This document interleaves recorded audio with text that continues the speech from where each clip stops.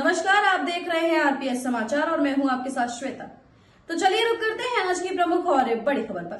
नहर का पानी कल्याणी नदी में छोड़ा गया। उन्नाव में सैकड़ों बीघा फसल जलमग्न, खेत तक जाने वाले रास्तों में भी पानी। उन्नाव के परियर क्षेत्र में कल्याणी नदी में नहर का पानी छोड़े जाने से किसानों की सैकड़ों बीघा फसल जलमग्न हो गई है। सदर तहसील के मरौंदा सूचित और मरौंदा मझवारा गांवों के आसपास करीब 250 बीघा कृषि भूमि पानी में डूब गई, जिससे सरसों और गेहूं की फसलों को भारी नुकसान हुआ है।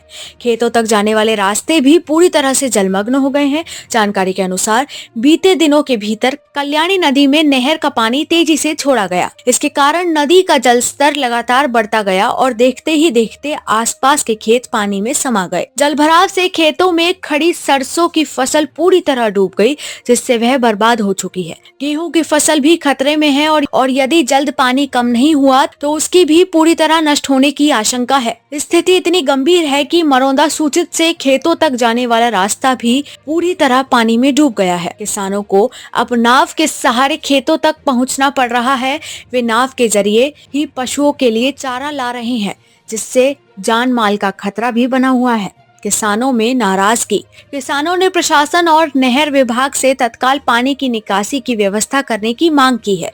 साथ ही उन्होंने फसल नुकसान का आकलन कर उचित मुआवजा दिए जाने की अपील की है। किसानों का मानना है यदि 1-2 दिन के भीतर का स्तर कम हो जाता है तो गेहूं की फसल को कुछ हद तक बचाया जा सकता है। वहीं अब तक किसी भी जिम्मेदारी अधिकारी के मौके पर पहुंचने से किसानों में नाराजगी भी देखने को मिल रही है। खबरों में अब तक के लिए बस इतना ही। फिर होगी आपसे मुलाकात ऐसी किसी बड़ी और खास खबर के साथ। तब तक के लिए नमस्कार और देखते रहिए आरपीएस समाचार।